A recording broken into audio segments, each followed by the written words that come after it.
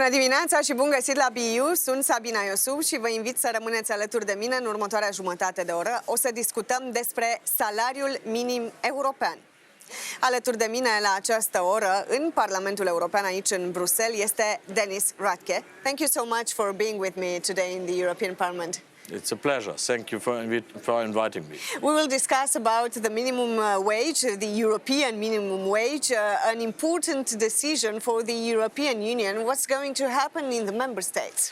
Yes, I agree. I think it is a huge step for the European Union and a huge step in delivering on a more social Europe. And to your question, what is happening now? Maybe I should start with what is not happening. Okay. Because there were a lot of rumors and a lot of emotional debates, of course, on this question of European minimum wage. Because I was often asked, will there be the same minimum wage in Romania now, like there is in Germany or in France? And of course, this is not the case because European Union does not have the competence to do that, and of course it makes no sense to have an overall minimum wage for every European country.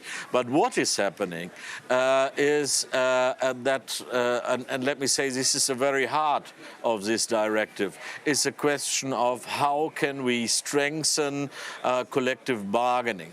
So when you see in a lot of member states, not only in Romania, for instance, also in my country, in Germany, we have a decrease of collective bargaining agreements over the last years. And my personal belief is that the question, what is a fair and adequate payment for a worker, this is solved in a collective agreement between trade unions and employers associations. So we are strengthening collective agreements now. We have an overall aim for every member state of the European Union to have a collective agreement coverage of 80%. So this is a far way to go for Romania now, but also for Germany. In Germany, we have 50% coverage of the workers with collective agreement. So this is a very heart of this directive, and the member states have to come up with an action plan and to explain to the Commission which action are they going to take in the member states on national level to strengthen collective agreements. This is the very heart of the directive. And the other point is, of course, we had an intense debate about the question: what is adequate, what is fair, and so we are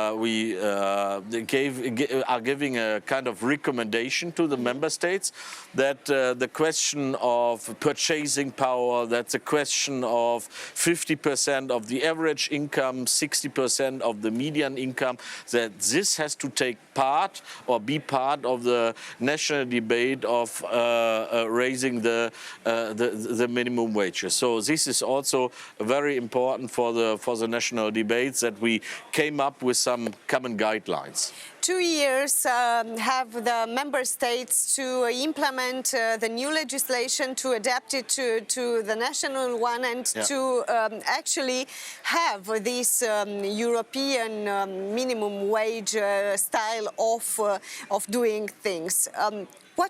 What is actually happening in these 2 years? Trying to settle the legal frame for what this minimum wage will mean, or we should add something else to this? Well, let me start with this. Of course, it is a normal procedure if we come up with new legislation on the European level, that of course the member states do get some time for implementing it into national law, because there has to be a lot of preparation, of legal preparation. But in this very case, of course, it would be useful to have an intense debate with social partners on national level, because every member state that has to deliver on the 80% aim, and Romania has to deliver, as Germany has to deliver, of course, this problem can only be fixed together with social partners. So I'm pretty sure every member state will be in close tech now with trade unions and employers association to share some ideas how to strengthen now collective agreements on national level. We will have a special mechanism in each state that will tell, let's say, the citizens when the minimum wage will increase, depending on the economic situation of a country, depending on what is negotiated with the social parties, let's say, the social parts. So everything will become automatic, actually. Everyone will know exactly what is happening with their salary. Well, it's not happening automatically. I know that a lot of people would love it if it would be so easy. I think maybe now people in Bucharest are watching and they ask, "Come on, Dennis, what is with my payment? How will it increase in the next year?"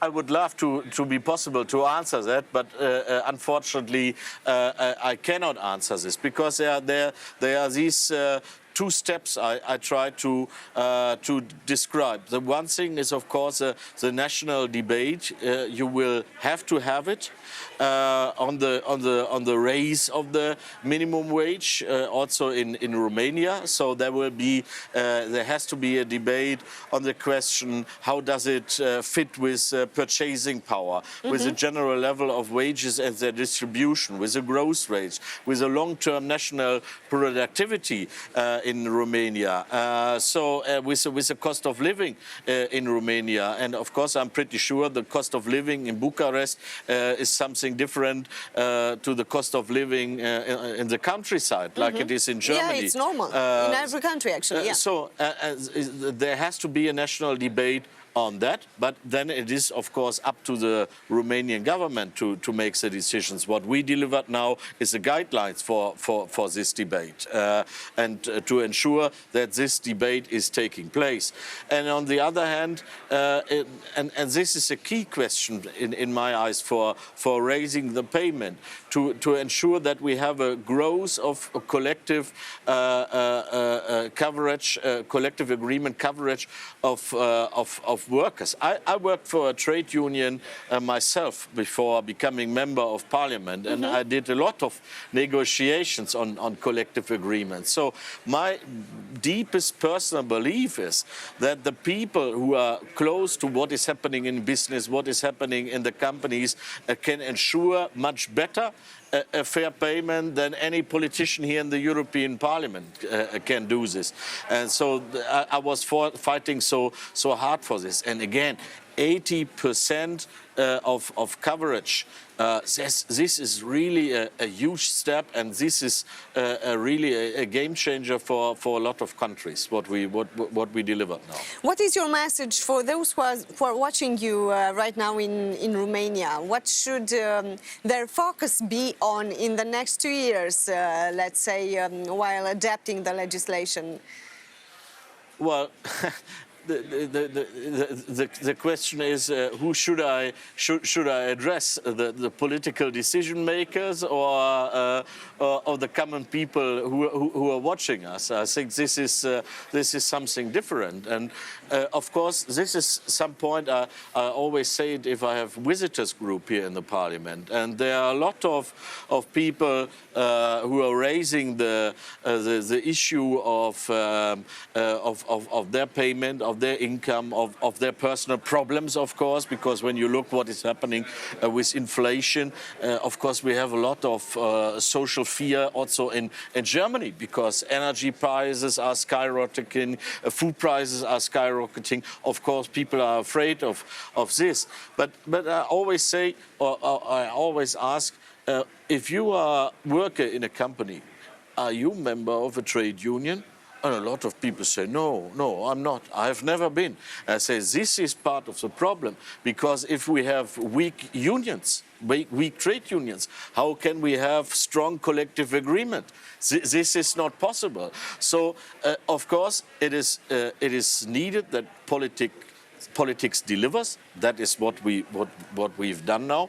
But this, of course, everyone is in charge for his own, and becoming member of a trade union, in my eyes, is a very important point. As it is important, if you are an employer, to become member of an employers' association. Thank you so much for explaining us all this. Yeah, you're welcome. Vă spun acum că vom continua discuția și despre ceea ce se întâmplă în România.